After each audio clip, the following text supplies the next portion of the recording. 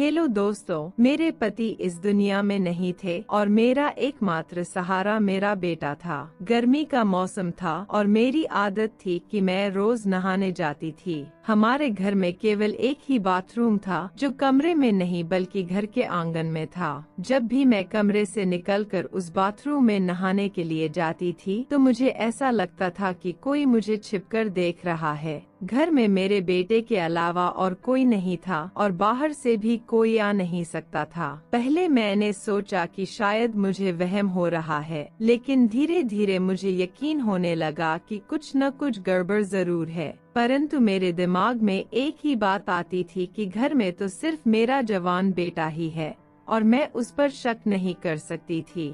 लेकिन समय के साथ मैंने उसकी कुछ ऐसी हरकतें देखी जिससे मेरा शक बढ़ने लगा। एक दिन जब वह घर पर नहीं था तो मैंने उसका फोन उठाकर चेक किया। फोन में एक वीडियो थी जिसे देखकर मेरी आंखों के सामने अंधेरा छा गया। उस वीडियो में साफ साफ दिख रहा था कि जब मैं बाथरूम में नहाने जाती थी तो वह मेरा नाम गायत्री है और मेरे जीवन का सफर बहुत ही अनोखा रहा है। जब मेरी शादी हुई थी तब मैं सिर्फ 19 साल की थी। उस वक्त मैं जीवन की चुनौतियों के बारे में बहुत कम जानती थी, लेकिन जैसे जैसे समय बीता मैंने जीवन के हर उतार चढ़ाव का सामना किया और सीखा कि संघर्ष और प्रेम के साथ हर मुश्किल को पार किया जा सकता है। मेरी शादी एक बहुत ही अच्छे और जिम्मेदार व्यक्ति से हुई थी जो मुझसे उम्र में बड़े थे, लेकिन हमारे बीच का प्यार बहुत गहरा था। हमने मिलकर अपने छोटे से परिवार को खुशहाल बनाने की कोशिश की। 1 साल बाद हमारा बेटा हुआ और मैं मां बन गई। उस समय मैं केवल 20 साल की थी और मेरा बेटा मेरे लिए सबसे बड़ा उपहार था। हमारे बीच का अंतर केवल 16 साल का था, इसलिए हमारे रिश्ते में एक अनोखी मित्रता भी थी। मैं माँ थी, लेकिन उसके लिए एक दोस्त भी थी। मैंने अपने बेटे को अपनी दुनिया माना और उसकी परवरिश में कोई कमी नहीं छोड़ी। जैसे जैसे मेरा बेटा बड़ा हुआ, मैंने और मेरे पति ने अपने परिवार के लिए और भी मेहनत की। लेकिन फिर एक दिन अचानक मेरे पति का निधन हो गया। यह मेरे जीवन का सबसे बड़ा धक्का था। मैंने कभी नहीं सोचा था कि इस तरह से मेरी दुनिया बदल जाएगी। अब मेरे सामने एक नई चुनौती थी, अपने बेटे के साथ इस नई जिंदगी को जीने की। वह अब बड़ा हो चुका था, लेकिन उसे जिम्मेदारी का कोई अनुभव नहीं था। उसने हमेशा अपने पिता के संरक्षण में जीवन बिताया था और कभी सोचा भी नहीं था कि एक दिन उसे खुद परिवार का भार उठाना पड़ेगा। मेरे पति के जाने के बाद घर की सारी जिम्मेदारी मेरे बेटे पर आ गई। मैंने उसे समझाया कि अब समय आ गया है जब उसे अपनी जिम्मेदारी निभानी होगी, लेकिन यह सब उसके लिए नया और कठिन था। हमारा घर बहुत बड़ा नहीं था, सिर्फ 2 ही कमरे थे, पर बाहर आंगन बहुत बड़ा था। यह घर उस जमाने का बना हुआ था जब घरों में शौचालय नहीं होते थे।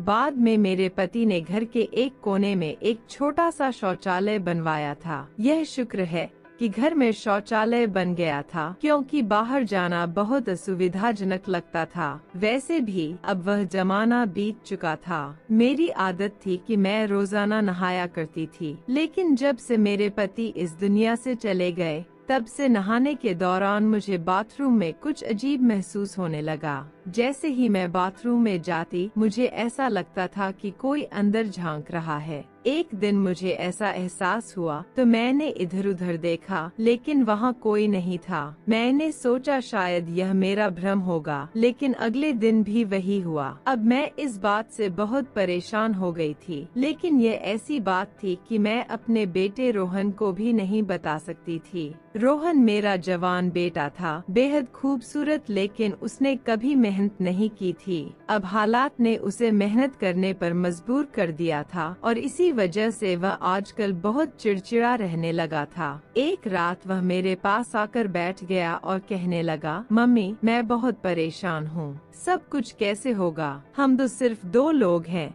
लेकिन फिर भी इतने सारे खर्चे हैं। मुझे तो अंदाजा भी नहीं था कि पिताजी इतना सब कुछ संभालते थे। मैं तो समझता था कि यह सब बहुत आसान है। अभी तो शुक्र है कि घर अपना है। मैंने उसे समझाते हुए कहा, बेटा घर तो अपना है, लेकिन इसकी मरम्मत भी तो करनी पड़ती है। अगर समय पर ध्यान नहीं दिया तो यह भी खराब हो जाएगा। रोहन ने सर पकड़कर कहा, अब क्या करें? वैसे मेरे पास एक आइडिया है। आप मेरी शादी करा दो और लड़की वालों से कुछ पैसे मांग लो। उन पैसों से हम घर की मरम्मत भी कर लेंगे और कुछ काम धंधा भी शुरू कर लूंगा। जब मैंने उसके मुंह से ये बात सुनी तो मैं हैरान रह गई। मैंने उसे फटकारते हुए कहा, मैंने तुझे कभी ये सब नहीं सिखाया। लड़की वालों से पैसे मांगना कोई अच्छी बात नहीं है। तेरे पिताजी ने मेरे माँ बाप से एक भी रुपया नहीं लिया था और तू इस तरह की बातें कर रहा है।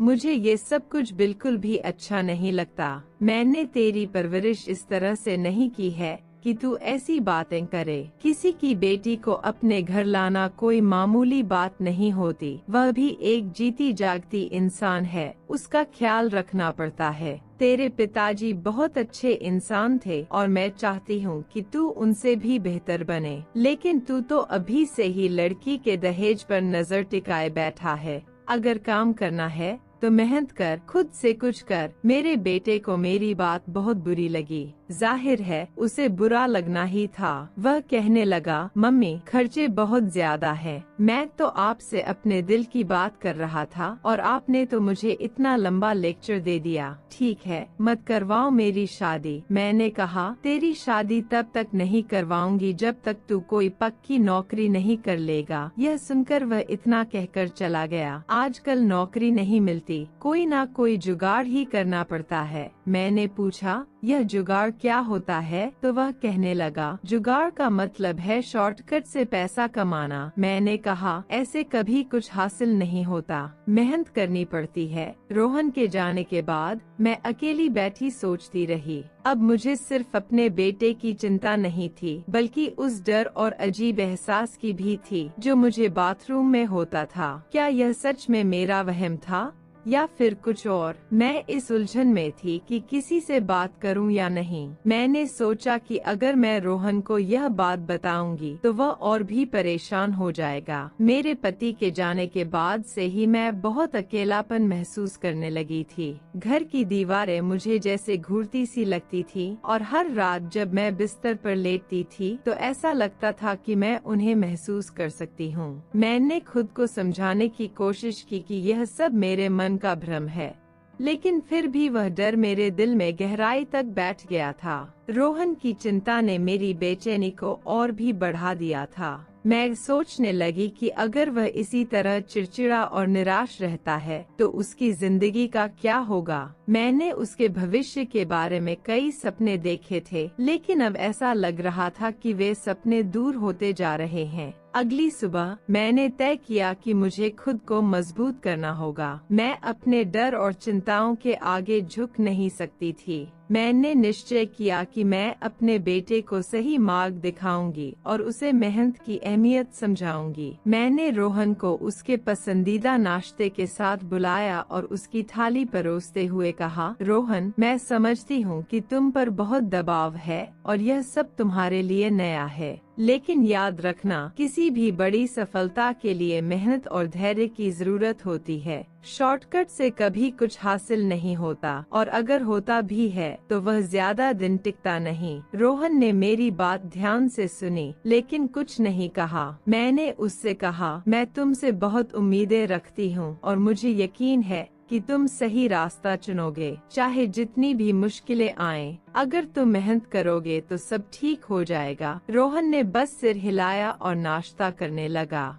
मैं जानती थी कि उसे समय चाहिए, लेकिन मुझे भरोसा था कि एक दिन वह मेरी बात समझेगा। शाम को जब मैं बाथरूम में नहाने गई तो वही अजीब सा एहसास फिर से हुआ। ऐसा लगा जैसे कोई मुझे देख रहा हो। इस बार मैं और भी डर गई थी क्योंकि यह अनुभव अब रोज का हो गया था। मुझे लगा कि अब इसे और नजरअंदाज करना सही नहीं होगा। मैंने निश्चय किया कि इस बारे में कुछ करना चाहिए। मैंने बाथरूम के कोने कोने को जांचा, लेकिन कुछ भी असामान्य नहीं मिला। मैंने सोचा कि शायद यह सिर्फ मेरी मानसिक स्थिति का प्रभाव है, लेकिन क्या वाकई ऐसा ही था? क्या मैं खुद को ही धोखा दे रही थी? अगले दिन एक औरत मेरे पास आई जो मेरी मुंह बोली बहन थी। उसने मेरे बेटे को पहली बार गोद में उठाया था जब वह पैदा हुआ था, क्योंकि वह एक दाई थी। आजकल वह रिश्ते वाली आंटी भी बनी हुई थी। उसने कहा, रोहन को कुछ समझाती क्यों नहीं हो? यह जिन लोगों के साथ बैठता है वे लोग बिल्कुल अच्छे नहीं हैं। पता है इसके दोस्त ने क्या किया है? तुझे बताऊं तो तू भी हैरान रह जाएगी, और मुझे लगता है कि तेरे बेटे ने भी वही किया होगा। मैंने पूछा, क्या मतलब? उसने कहा, जो लोग इसके साथ ज्यादा उठते बैठते हैं उनमें से 2 लड़कों ने एक लड़की के साथ। वह बोल ही रही थी कि मैं समझ गई। मैंने कहा, नहीं तू झूठ बोल रही है। उसने कहा, हाँ ऐसा ही हुआ है, और मैं क्यों झूठ बोलूंगी? सारे मोहल्ले को पता है। शुक्र कर कि तेरे बेटे पर अभी तक कोई बात नहीं आई।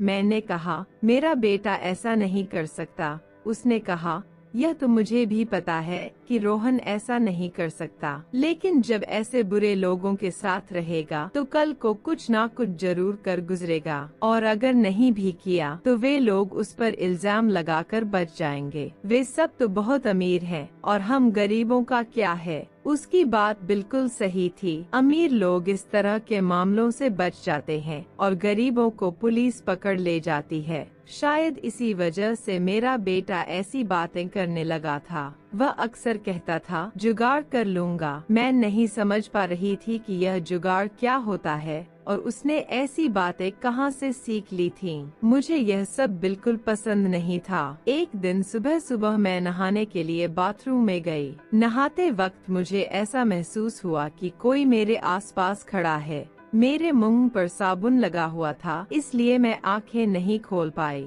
लेकिन अचानक मुझे किसी की सांसों की आवाज सुनाई दी, जैसे कोई पास ही सांस ले रहा हो। मैं घबरा गई और जल्द से जल्द कपड़े पहनकर बाहर निकल आई। जैसे ही मैं बाहर निकली, मैंने देखा कि मेरा बेटा सामने खड़ा था। उसकी हालत देखकर ऐसा लग रहा था जैसे वह कहीं से भाग कर आया हो। उसने तुरंत पूछा, क्या हुआ मम्मी? आप परेशान लग रही हो। मैंने उसकी ओर देखा और कहा, मुझसे ज्यादा तो तू परेशान लग रहा है। क्या हुआ है? वह बोला, नहीं ऐसा कुछ नहीं है, आप बताओ क्या हो गया? मैं उसे क्या बताती? मैंने उससे पूछा, जब तू बाहर से आया तो क्या तूने किसी को यहाँ से निकलते हुए देखा? वह आश्चर्यचकित होकर बोला, इस बात का क्या मतलब है? क्या घर में कोई आदमी आया था? अगर ऐसा है तो मैं उसे जिंदा नहीं छोड़ूंगा। मैंने उसे शांत कराते हुए कहा, पहले पूरी बात तो सुन ले। फिर मैंने उसे बताया कि मुझे ऐसा लगा जैसे कोई आसपास खड़ा है। मैंने उसे पूरी बात नहीं बताई क्योंकि मुझे शर्म आ रही थी। वह कहने लगा, नहीं मैं बाहर से ही आया हूँ, यहाँ कोई नहीं था, न गली में और न ही आसपास कोई दिखा। मैं सोच में पड़ गई कि अगर कोई नहीं था तो फिर मैंने जिसे महसूस किया वह कौन था? वह कोई भी हो, इतनी जल्दी तो भाग नहीं सकता था। कुछ दिनों बाद ऐसा ही एक और वाकया हुआ। जब मैं बाथरूम से बाहर निकली तो फिर से मेरा बेटा वहीं खड़ा था। यह मेरे लिए बहुत अजीब था कि मुझे बार बार ऐसा क्यों लग रहा था कि कोई मुझे देख रहा है, और फिर हमेशा मेरे बाहर निकलते ही मेरा बेटा सामने खड़ा होता था। इस घर में मेरे बेटे के अलावा और कोई नहीं था, पर क्या मेरा बेटा ऐसा कर सकता था? मेरे मन में यह सवाल तब तक नहीं उठा जब तक मेरी एक दोस्त ने एक कहानी नहीं सुनाई। वह हमेशा कहती थी कि उसे मोहल्ले की हर खबर रहती है। शायद इसी वजह से मेरी शंकाएं और बढ़ गईं। एक दिन मेरे पास आई और कहने लगी, तुझे पता है वह दीप्ति है ना, उसकी 17 साल की बेटी रिया की वीडियो वायरल हो गई है। मैंने पूछा, कैसी वीडियो? तो वह बोली, वही वीडियो जैसी आजकल वायरल हो जाती है और धूम मचा देती है। मैंने कहा, यह तो बहुत बुरी बात है। वीडियो किसने वायरल की? उसने जवाब दिया, अगर तुझे बताओ कि वीडियो किसने वायरल की है तो तू भी पागल हो जाएगी। मैंने जिज्ञासावश कहा, बताओ तो सही। उसने फिर एक ऐसी बात बताई कि मैं सुनकर हैरान रह गई। सोचने लगी कि यह समाज आखिर किस दिशा में जा रहा है। उसने कहा रिया की वीडियो उसके अपने पति ने वायरल की है और दोनों यानी रिया और उसके पति इस मामले में मिले हुए हैं। उन्होंने वीडियो को लाखों रुपए के लिए बेचा है। उनका कहना है कि कुछ दिनों बाद लोग इसे भूल जाएंगे और जब कोई पूछेगा तो वे कह देंगे कि वीडियो नकली है। मैंने हैरानी से पूछा, इतनी अंदर की बात तुझे कैसे पता चल गई? वह बोली, यह छोड़, ये अंदर की बात हो या बाहर की, देख तो सही कि आजकल कैसी हरकतें हो रही हैं। एक पति अपनी पत्नी की वीडियो सिर्फ पैसे कमाने के लिए वायरल कर रहा है। तुझे नहीं लगता कि यह समाज पता नहीं किस दिशा में जा रहा है? हमें अपने बच्चों को संभाल कर रखना चाहिए। उसकी एक जवान बेटी थी जिसका नाम प्रियंका था। वह चाहती थी कि उसकी शादी मेरे बेटे रोहन से हो। मुझे भी प्रियंका बहुत पसंद थी। एक बार मैंने रोहन से इस बारे में बात की तो उसने कहा, लड़की तो बुरी नहीं है, लेकिन माँ ने शर्त रखी है, यह मुझे पसंद नहीं। वह भी तो हमारी तरह गरीब है, हमें किसी अमीर घर से बहू लानी चाहिए। मैं उसे समझाती रहती थी कि ऐसी बातें मत किया कर। गरीबों के घर में गरीबों की बेटियां ही आती हैं। अमीरों की बेटियां गरीबों के घर में गुजारा नहीं कर पाती। मुझे समझ नहीं आ रहा था कि मेरा बेटा इतना लालची कब से हो गया है। उसके दिमाग में ऐसी बातें क्यों आने लगी कि लड़की के साथ पैसा भी आना चाहिए। मैंने उससे कहा, तुम पहले कोई अच्छी नौकरी तलाश कर लो, फिर मैं तुम्हारी शादी प्रियंका से करा दूंगी। लेकिन ज्यादा वक्त नहीं लगा सकते क्योंकि वह भी जवान है और तुम भी। लड़कियों की शादी जल्दी होनी चाहिए। उसकी माँ भी उसकी जल्दी शादी करवाना चाहती थी। अब तो तेरे पिताजी भी इस दुनिया से चले गए हैं, तो अब तुझे ही सब कुछ देखना है। इसलिए अच्छा है कि कोई नौकरी कर ले। मेरा बेटा कहने लगा कि नौकरी नहीं मिली, लेकिन एक काम मिला है जिसमें बहुत पैसे हैं, पर काम थोड़ा गलत है। मैंने पूछा, क्या मतलब? कौन सा काम है? और तू ऐसे क्यों कह रहा है कि थोड़ा गलत है? गलत तो गलत होता है, थोड़ा गलत क्या होता है? मेरे बेटे ने कहा, मम्मी आपको बताकर मैं पछता रहा हूँ। ऐसी बात नहीं है, बाद में बताऊंगा। और यह कहकर वह कहीं चला गया। मैं सोचती रही कि वह क्या कह रहा था। मेरा दिल बैठ गया, क्योंकि आजकल जिस तरह की हरकतें हो रही हैं, किसी भी जवान लड़के या लड़की को अपनी बातों में फंसाना कोई बड़ी बात नहीं रह गई है। मेरा दिल डूब सा गया था। मैं जानती थी कि इस दुनिया में अच्छे लोग भी हैं, लेकिन बुरे लोग भी कम नहीं हैं, जो अपने स्वार्थ के लिए दूसरों का इस्तेमाल करते हैं। क्या रोहन भी किसी गलत राह पर जा रहा था? उस रात मैंने सोने की कोशिश की, लेकिन मन में बेचैनी बनी रही। रोहन की बातों ने मेरे अंदर एक अजीब सा डर पैदा कर दिया था। मैं समझ रही थी कि रोहन मुझसे बहुत कुछ छिपा रहा है और यह बात मुझे अंदर ही अंदर खाए जा रही थी। मेरे पति के जाने के बाद से ही मैं खुद को बहुत अकेला महसूस करने लगी थी। रोहन ही मेरा सहारा था और अब उसी के बारे में मुझे चिंता सताने लगी थी। मैंने उसे बड़े प्यार से पाला था, उसे सिखाया था कि ईमानदारी और मेहनत से ही जीवन में सफलता पाई जा सकती है। लेकिन अब ऐसा लग रहा था कि वह मेरी बातों को भूलकर किसी गलत रास्ते पर चलने की सोच रहा है। अपने पति के जाने के बाद मैंने खुद को बहुत मजबूत बना लिया था, लेकिन अब रोहन के बारे में सोचकर मेरा दिल कमजोर हो जाता था। क्या मैं रोहन को सही रास्ते पर ला पाऊंगी? क्या वह समझ पाएगा कि जीवन में शॉर्टकट नहीं होते और गलत रास्ते पर चलने का परिणाम हमेशा बुरा ही होता है? मैंने अपनी एक दोस्त से सुना था कि उसके पति ने उसकी वीडियो वायरल कर दी थी। इस बात ने मेरे दिल में भी एक डर बैठा दिया था। मैं सोचने लगी कि कोई मेरे साथ भी ऐसा कर सकता है। कोई मुझे बार बार क्यों देखेगा? कहीं ऐसा तो नहीं कि कोई मेरा वीडियो बना रहा हो और मुझे पता ही न हो? यह सोचते ही मेरा दिल बैठ गया। मैंने अपनी पूरी जिंदगी अपने पति के साथ बहुत अच्छे तरीके से बिताई थी। मैं एक शरीफ औरत थी और अब इस उम्र में अगर मेरे साथ कुछ ऐसा हो जाता तो मैं क्या करती? मेरे जवान बेटे को अगर यह बात पता चल जाती कि यह सब कौन कर रहा है तो वह शांत नहीं बैठता।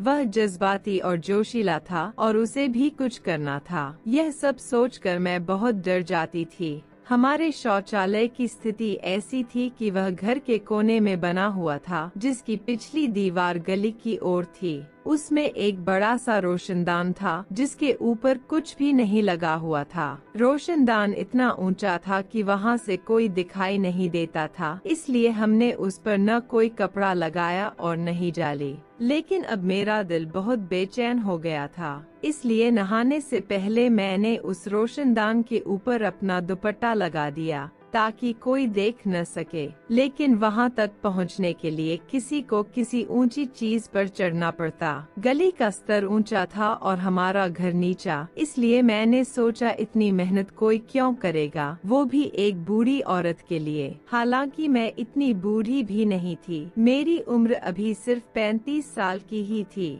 मेरा बेटा जवान था और मैं उसकी शादी करना चाहती थी। जब मैं नहाकर बाहर निकली तो यह देखकर हैरान रह गई कि कपड़ा अपनी जगह से हटा हुआ था। अब तो मुझे अजीब सा महसूस होने लगा। मुझे रोना आने लगा कि मेरे साथ ये सब क्या हो रहा है। मैंने तो कभी किसी के साथ बुरा नहीं किया था। अब मैं क्या करूं? अपने बेटे को बता दूं? मामला अब बहुत बढ़ चुका था। इसका मतलब था कि कोई न कोई था जो मेरे साथ यह सब कर रहा था। लेकिन यह बात भी सोचने वाली थी कि किसी बाहरी आदमी को यह कैसे पता चला कि मैं किस समय नहाने जाती हूँ। मैं रोजाना एक समय पर नहाने नहीं जाती थी। कभी सुबह नहा लेती थी, कभी दोपहर को और कभी खाना बनाने के बाद। और गर्मी के मौसम में तो मैं दिन में 2 बार भी नहा लेती थी, क्योंकि मुझे बहुत ज्यादा गर्मी लगती थी और साफ सुथरा रहना मुझे अच्छा लगता था। मुझे यह बात समझ नहीं आ रही थी,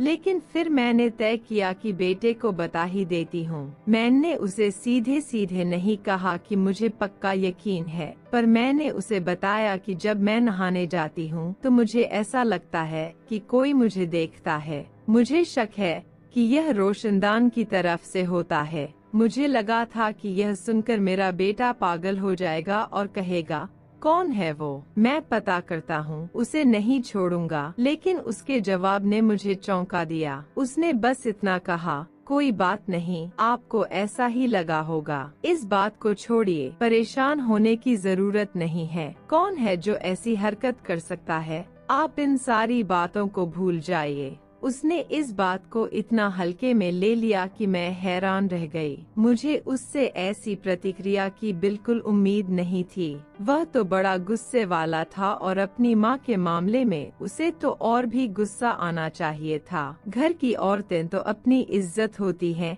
लेकिन वह बिल्कुल भी परेशान नहीं हुआ। मुझे लगा कि उसे परेशान होना चाहिए था, फिर उसने क्यों नहीं किया? मैं उसकी माँ थी और यह बड़ा मामला था, लेकिन वह मजे से बैठा रहा। मैंने भी दोबारा बात नहीं की और सोचा कि खुद ही पता करती हूँ कि यह सब कौन कर रहा है। मेरे लिए यह आसान नहीं था, लेकिन मैं कोशिश तो कर ही सकती थी। अगले दिन मैंने अपनी योजना के अनुसार काम किया। मैं उस रोशनदान के पास खड़ी रही और ध्यान से देखने लगी कि कोई वहाँ से झांकता है या नहीं। कुछ देर बाद मैंने देखा कि गली के उस पार कुछ हलचल हो रही है। मेरा दिल जोर से धड़कने लगा। मैंने धीरे धीरे उस ओर देखा और मेरी आंखें फटी की फटी रह गईं। गली में एक आदमी खड़ा था जिसने अपने चेहरे को छुपाने की कोशिश की हुई थी। वह धीरे धीरे ऊपर की ओर देख रहा था, जैसे कि रोशनदान से अंदर झांकने की कोशिश कर रहा हो। मेरा दिल जोर से धड़कने लगा और मैंने जल्दी से खुद को छुपा लिया। अब मुझे यकीन हो गया था कि मेरे शक सही थे। कोई ना कोई था जो मेरी हरकतों पर नजर रख रहा था। अगले दिन मैंने अपनी दोस्त से कहा कि मुझे एक कैमरे वाला फोन चाहिए, मैं रिकॉर्डिंग करना चाहती हूँ। उसके पास फोन था पर मेरे पास नहीं। उसने कहा, एक दिन के लिए अपना फोन तुम्हें दे दूंगी, पर पहले मुझे बताओ कि बात क्या है। मैंने कहा था कि अभी नहीं बता सकती, बाद में बता दूंगी। मैं उस फोन को बाथरूम में रखना चाहती थी और रोशनदान की तरफ कैमरे का मुंह करके देखना चाहती थी कि मुझे बाहर से कौन देखता है। मुझे लगा कि मैंने बहुत अच्छा आइडिया सोचा है। इससे बेहतर और कुछ नहीं हो सकता। इससे रिकॉर्डिंग भी हो जाती, वीडियो भी बन जाती और मुझे पता चल जाता कि हरकत कौन कर रहा है। साथ ही मेरे पास सबूत भी आ जाता। मैंने अपनी दोस्त से फोन लिया और उसे ऐसी जगह पर रखा, रोशनदान की तरफ कैमरा कर दिया और रिकॉर्डिंग शुरू कर दी। लेकिन जब रिकॉर्डिंग देखी तो हैरान रह गई, क्योंकि रिकॉर्डिंग ठीक से नहीं हो पाई थी। शायद उसके फोन का कैमरा खराब था। इसके बाद उसने अपना फोन मांग लिया और कहा कि उसे फोन की जरूरत है। वह लोगों की बेटियों के रिश्ते करवाने का काम करती थी, इसलिए मैं बार बार उससे फोन नहीं मांग सकती थी। हमारे पास इतने पैसे भी नहीं थे कि उस जगह को बंद करवा दे या फिर बाथरूम कहीं और बनवा दें। घर के हालात पहले से ही खराब थे। जब मेरे पति का निधन हुआ तो पता चला कि उन पर बहुत सारा कर्ज था। अब वे लोग सामने आ रहे थे और अपने पैसे मांग रहे थे। मेरा बेटा भी कुछ कर नहीं पा रहा था, क्योंकि उसके पास कोई स्थायी काम नहीं था। लोग मुझसे कहते थे कि उसकी शादी करवा दो, दहेज के पैसों से वह कोई बिजनेस शुरू कर लेगा और घर में बहू भी आ जाएगी, जिससे तुम भी अकेली नहीं रहोगी। मेरा बेटा आजकल बहुत परेशान रहता था। एक दिन उसने किसी से फोन पर बात करते हुए कहा, आजकल लोग ऐसी वीडियो से बड़े पैसे कमा रहे हैं, लेकिन ऐसी वीडियो बनाना इतना आसान नहीं है। एक वीडियो की ही तो बात है और अगली वीडियो आते ही लोग पिछली को भूल जाते हैं। मैं उसकी बात सुनकर हैरान रह गई। ये कोई फिल्म या ड्रामा नहीं था, सीधे सीधे बातें हो रही थीं। मुझे समझ नहीं आ रहा था कि कहीं वह वही बात तो नहीं कर रहा था जो मेरे मन में आ रही थी। अगर एक पति पैसे कमाने के लिए अपनी पत्नी की वीडियो वायरल कर सकता है, तो क्या एक बेटा पैसे कमाने के लिए अपनी माँ की वीडियो वायरल नहीं कर सकता? अगर ऐसा नहीं था तो फिर वह ऐसी बातें क्यों कर रहा था? वह अपने पास कोई खास काम नहीं था। कभी कभी वह एक गाड़ियों के शोरूम में काम कर लेता था, जिससे उसे रोजाना के थोड़े बहुत पैसे मिल जाते थे, लेकिन यह कोई स्थायी नौकरी नहीं थी। उसकी बातें सुनकर लग रहा था कि उसके पास बात करने के लिए और कोई विषय नहीं था। जैसे ही उसने फोन रखा, मैं उसके पास गई और पूछा,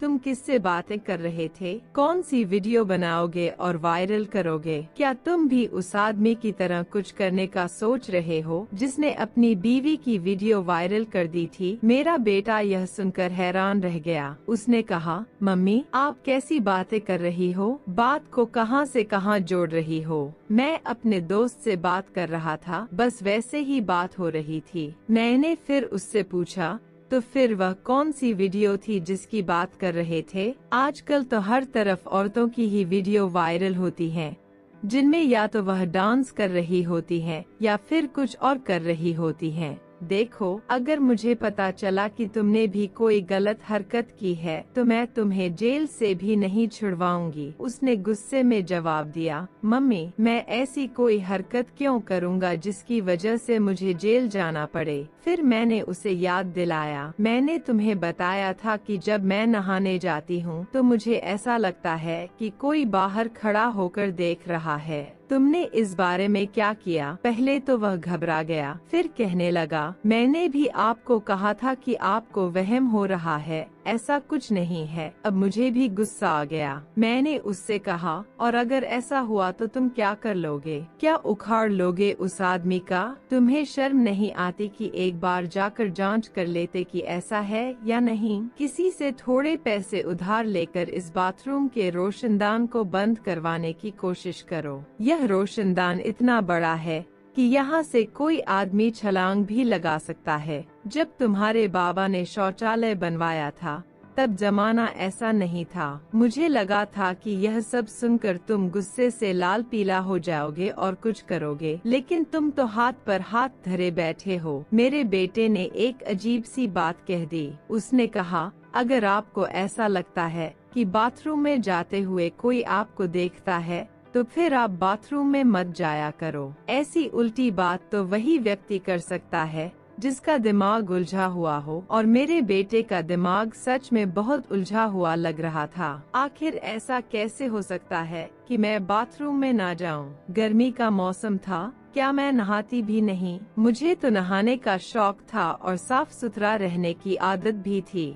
मैं इस बारे में बहुत सोचती रही और अब मुझे समझ आ गया था कि मुझे क्या करना है। मुझे अपने बेटे पर नजर रखनी थी, क्योंकि इस घर में और कोई नहीं था और बाहर से भी कोई अजनबी हमारे घर में नहीं आता। मैं हैरान थी कि मेरे बेटे को अचानक से क्या हो गया था। पहले वह छोटी छोटी बातों पर इतना गुस्सा करता था, लड़ने मरने को तैयार हो जाता था, लेकिन अब वह बिल्कुल सामान्य हो गया था। उधर प्रियंका की माँ बार बार कहती थी कि उसकी बेटी मेरे बेटे को पसंद करती है। वह चाहती थी कि मैं उसे कहूँ कि कोई अच्छी नौकरी कर ले ताकि दोनों की सगाई कर दी जाए। लेकिन मैं सोचती थी कि मेरे बेटे को आजकल कुछ समझ ही नहीं आ रहा है कि वह किस दिशा में जा रहा है। लेकिन प्रियंका भी पागल थी जो रोहन से प्यार कर बैठी थी। मुझे लगता था कि अगर वह वाकई उससे प्यार करती थी तो उसे किसी और से शादी नहीं करनी चाहिए थी, चाहे उसे कुछ साल तक इंतजार ही क्यों न करना पड़ता।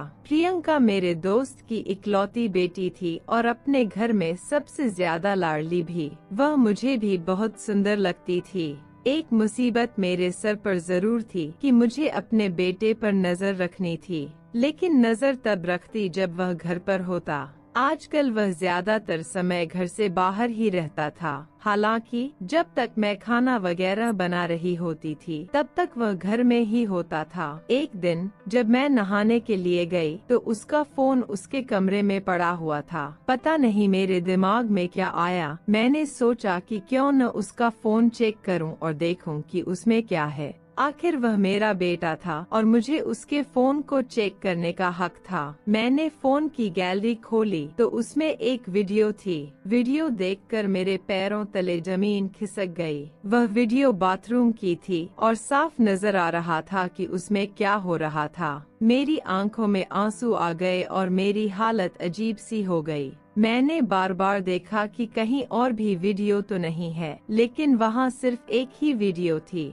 मैं उस वीडियो को देख ही रही थी कि अचानक किसी ने मेरे कंधे पर हाथ रखा। मैं चौंक गई और पीछे मुड़कर देखा तो मेरा बेटा खड़ा था। उसने देख लिया था कि उसका फोन मेरे हाथ में है और मैं वह वीडियो देख चुकी हूँ। यह सुनकर मेरे बेटे का चेहरा गंभीर हो गया। उसकी आंखों में डर की छाया थी। मेरी आंखों में भी एक सवाल उमड़ रहा था जिसे मैं आखिरकार पूछ ही बैठी। जवाब सुनते ही मैं दंग रह गई। मैंने अपने बेटे की ओर देखा, मेरी आंखों में आंसू छलक पड़े। मैंने उससे कहा, तूने यह सब कब किया, कैसे किया और क्यों किया, बता मुझे। अब उसके भी आंखों में आंसू थे और गुस्से से उसके हाथ कांपने लगे। उसने गहरी सांस लेते हुए कहा, उसी दिन किया था जिस दिन आपने मुझे बताया कि कोई आपको छुपकर देखता है। आपको क्या लगता है मैं हाथ पर हाथ धरे बैठा रहा? जब आपने कहा था कि कोई आपको देख रहा है तो मुझे बहुत गुस्सा आया था, लेकिन मैं जानता था कि मेरा गुस्सा करना आपको परेशान कर देगा और आप डर जाएंगी। इसलिए मैंने फैसला किया कि मैं आपको कुछ नहीं बताऊंगा, लेकिन जो भी यह सब कर रहा है उसे पकड़ कर ही रहूंगा। मैंने सबसे पहले रोशनदान पर एक छोटा कैमरा लगा दिया था जिसका रुख बाहर की ओर था।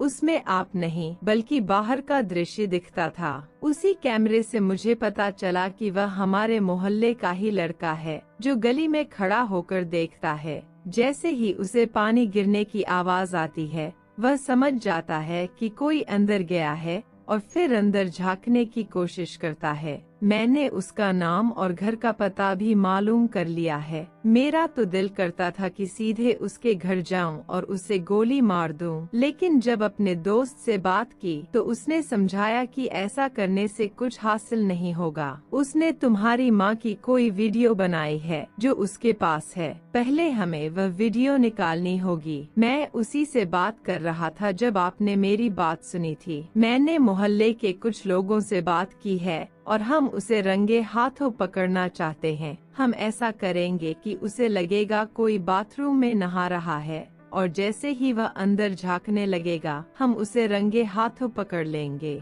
अगर वैसे उसे टोकेंगे कि वह ऐसा क्यों कर रहा है तो वह कभी नहीं मानेगा, लेकिन जब उसे सबके सामने पकड़ा जाएगा तो कोई भी उसका साथ नहीं देगा। आपसे ज्यादा मुझे गुस्सा है, आपसे ज्यादा मैं बेचैन हूँ उसे सबक सिखाने के लिए, लेकिन मुझे धैर्य से काम लेना होगा क्योंकि ऐसे लोगों को पकड़ना आसान नहीं है। हमें उसे सबक सिखाना है ताकि दोबारा कोई ऐसा करने की हिम्मत न करे। आपको पता है, आपने कहा था कि मोहल्ले में एक लड़की की वीडियो वायरल हुई थी जिसके लिए सभी ने उसके पति को दोषी ठहराया, लेकिन हकीकत में ये काम उसी मोहल्ले के एक और लड़के ने किया था। ये लड़का बहुत बदनाम था और मोहल्ले की कई लड़कियों को परेशान कर चुका था। कभी लड़कियों को छेड़ता तो कभी और कोई हरकत करता, लेकिन इस बार उसने हद पार कर दी थी। मेरे दिल में उस लड़के के खिलाफ बहुत गुस्सा था। मुझे महसूस हो रहा था कि मैंने अपने बेटे के बारे में गलतफहमी पाल रखी थी। मैं सोचने लगी कि आखिर मेरे अपने बेटे ने ऐसा क्यों किया। हालांकि मैंने कभी उसे यह बात नहीं बताई, लेकिन अंदर ही अंदर मैं बहुत दुखी थी।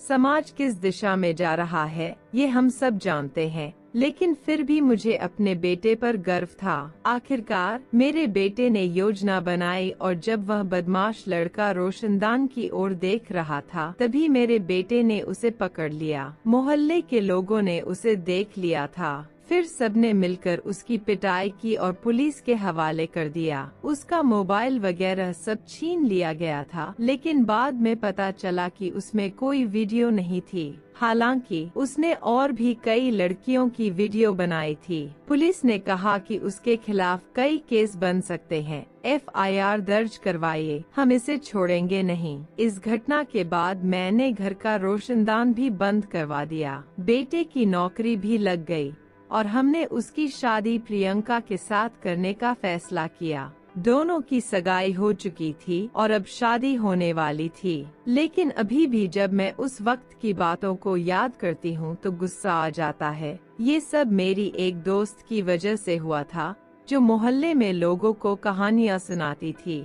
अब उसकी बेटी ही मेरे घर की बहू बनने वाली है, लेकिन उसकी बेटी उसकी तरह नहीं है। वैसे मेरी दोस्त बुरी नहीं थी, पर उसकी हरकतें मुझे ठीक नहीं लगीं। मेरा बेटा ऐसा कुछ कर ही नहीं सकता था, लेकिन उसने मेरे दिमाग में इतनी नकारात्मक बातें भर दी कि मैं अपने बेटे के बारे में ही गलत सोचने लगी। मैं कैसे भूल गई कि मैंने ही उसे पाला पोसा है और उसे अच्छे संस्कार दिए हैं। अब जब प्रियंका और रोहन की शादी का दिन करीब आ रहा था तो घर में खुशी का माहौल था और सभी लोग तैयारियों में जुटे हुए थे। इसी बीच मैंने अपने बेटे के साथ खुलकर बातचीत की और उसे अपने दिल की सारी बातें बताईं। उसने मुझसे वादा किया कि वह कभी भी किसी का गलत फायदा नहीं उठाएगा और अपनी जिम्मेदारियों को पूरी तरह से निभाएगा। यह पूरी घटना मेरे दिल में हमेशा के लिए अंकित हो गई है, क्योंकि इसने मुझे सिखाया कि जीवन में कई बार हमें अपनी धारणाओं और शंकाओं पर काबू पाना पड़ता है। रिश्तों में सबसे महत्वपूर्ण चीज भरोसा होता है। जब हम अपने करीबियों पर शक करते हैं तो हम सिर्फ उन पर ही नहीं बल्कि खुद पर भी सवाल खड़े कर रहे होते हैं। मैंने अपने बेटे को गलत समझा, लेकिन उसने अपने कार्यों से मुझे गलत साबित कर दिया। अब मैं संतुष्ट हूँ कि मैंने रोहन को सही संस्कार दिए थे और उसने मेरे विश्वास को कायम रखा। प्रियंका और रोहन की शादी के बाद मैं इस नतीजे पर पहुँची कि हर माँ बेटे के रिश्ते में उतार चढ़ाव आते हैं, लेकिन असली परीक्षा तब होती है जब हम उन कठिनाइयों में भी एक दूसरे का साथ नहीं छोड़ते। इस घटना ने मुझे यह भी याद दिलाया कि समाज में चाहे कुछ भी हो रहा हो, हमें अपने परिवार के प्रति सच्चा और भरोसेमंद रहना चाहिए, क्योंकि अंततः यही रिश्ते हमें सहारा देते हैं और हमें उन मुश्किलों से पार पाने की ताकत प्रदान करते हैं। अगर आपकी जिंदगी में भी कभी ऐसा कुछ हुआ हो तो हमें कमेंट में जरूर बताएं।